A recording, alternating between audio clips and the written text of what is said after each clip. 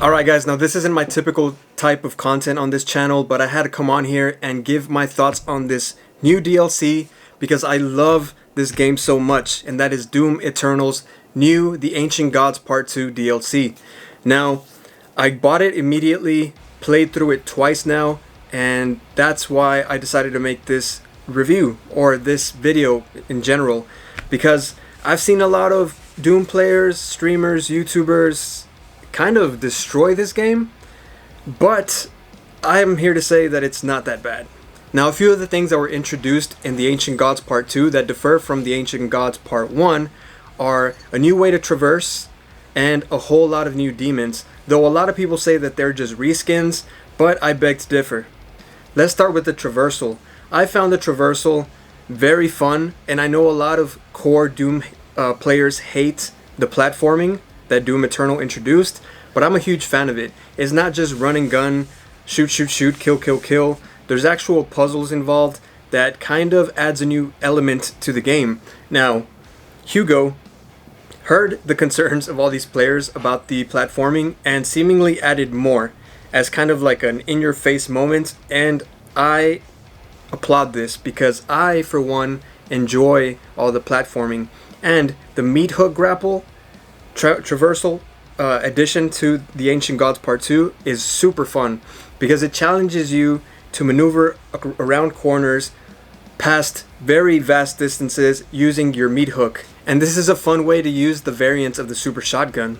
Now let's talk about the new demons. The Armored Baron is a pretty much ultra buffed version of the already tough Baron. Now, kind of like the Marauder, he has a weak point. When it shines green, you shoot that weak point, his armor falls off, and then you start unloading some really heavy damage. Now, the downside to this is if you do not defeat him in time, the armor regenerates and you essentially almost have to start all over. Now, if you hit the weak point again, he will show the damage that you delivered to him prior in the first round. So you just gotta keep at it and make sure that he doesn't respawn the armor again, because in an arena full of other demons, this can prove to be a handful and a huge headache, to be honest. Now, the best way to defeat this foe is hitting the weak point, of course, but if you don't do that, then blast him with the plasma gun, and that is what is recommended to take down the Armored Baron. To me, he is a very fun addition to the game. Now, the biggest headache of all the demons in this new DLC to me is the Cursed Prowler. Now, the Cursed Prowler attacks you and curses you, and when you're cursed, everything turns green and you can't use your dash. Now, the only way to defeat the Cursed Prowler in this instance is to blood punch him. Now, let's say you're running around using your blood punch and you get cursed and you don't have a blood punch. Your health meter is going to slowly degrade until you kill the Cursed Prowler, meaning that you have to strategically glory kill other demons to gather a blood punch, then track down the Cursed Prowler and defeat him. Now, in an arena style situation, that can prove to be quite treacherous and tricky, and I died at his hands quite a bit of times when I was going through the campaign for the first time. So this is a pretty cool new demon. I don't know what the complaints are. Now, I will say the demonic troopers are fairly useless. You would think that troopers that work for the Dark Lord himself would be a lot tougher, especially being introduced in the very last level of the DLC, Imora. But these demonic troopers essentially die with one bullet. Doesn't matter what weapon you're using, one tiny bullet and they explode. These could have been buffed. Hopefully they will be buffed or just removed altogether. These were very forgettable. The Screecher. You're introduced to the Screecher in the very first level of the DLC quite quickly, and the Screecher honestly forces you to be a lot more strategic in a horde environment.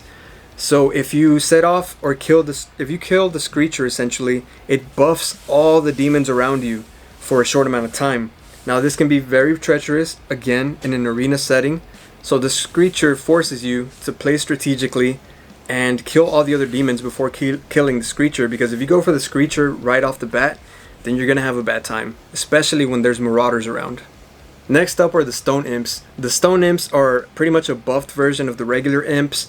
You kill them with the full auto, or for those sneaky people that figured this out, you pretty much use your shield and dash and kill them that way. or you can chainsaw them as well. These are tricky because they do dash quite quickly and pretty much ram you, but they're fairly easy to take care of, and to me they were pretty cool additions.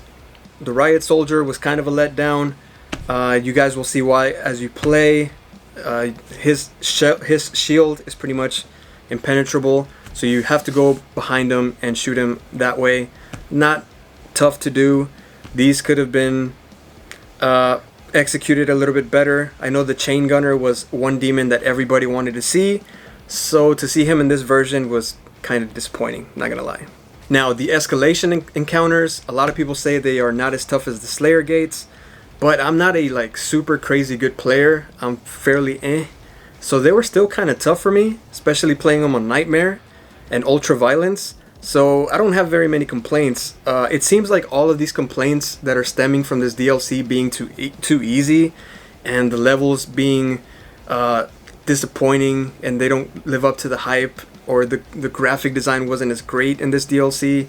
I think those are just very minor gripes. Most of the people that are making these gripes are very, very high tier players.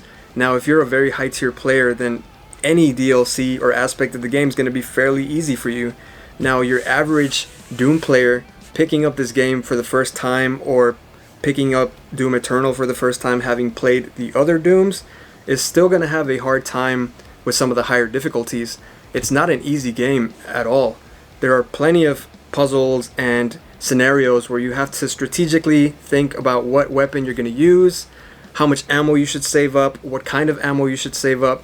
So it's a very strategic game, and unless you're a very high tier player, you're still going to find some difficulty and some challenges while playing the new DLC. Now, the biggest gripe I've heard so far is the final battle with the Dark Lord. Now, I do agree with some of these gripes, and I don't with others. So you have to kill him off in 5 different levels. My only gripe is that he shouldn't have been in that armor the whole time. He is the Lord of Lords, the Dark Lord. So I feel like he should have been out of the armor, fighting Doom Guy, like one-on-one, you know. Or he could have had a really cool transformation. That would have been dope to see. But he didn't.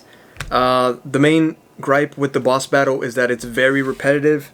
I agree, it's insanely tedious, but it is challenging. It's no slouch, don't get me wrong. Yes, you don't fire at him or fight him directly most of the time, but it forces you again to think about what you have to build up the hammer, what kind of ammo you should save, when you should use that ammo, what gun you should use, etc. So it is tricky. Now, one thing I will agree with is that after 3 of the levels, there should have been, or 2 or 3 of the levels, there should have been a change in strategy when fighting the Dark Lord.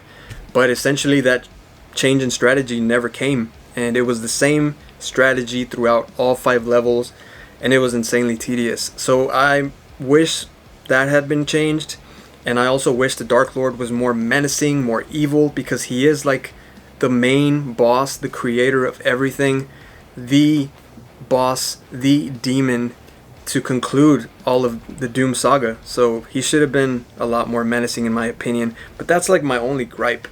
Like I said, I thoroughly enjoyed the main game, the DLC 1, DLC 2, amazing game overall.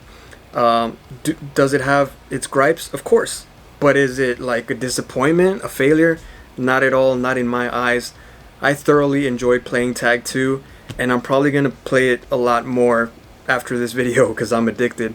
Alright guys, I hope you enjoyed this synopsis of my Doom Eternal Tag 2 DLC evaluation, I guess. It's not something I do on this channel, but I had to like let this out because all the top tier players are kind of bashing on it, and I don't think it deserves all the bashing that it's getting. It's a very, very fun game. Alright guys, as always, please like, comment, and subscribe. Hit the little bell so you're notified every time I drop a brand new video. Be kind to each other, wash your hands, and I'll see you on the next one. Peace.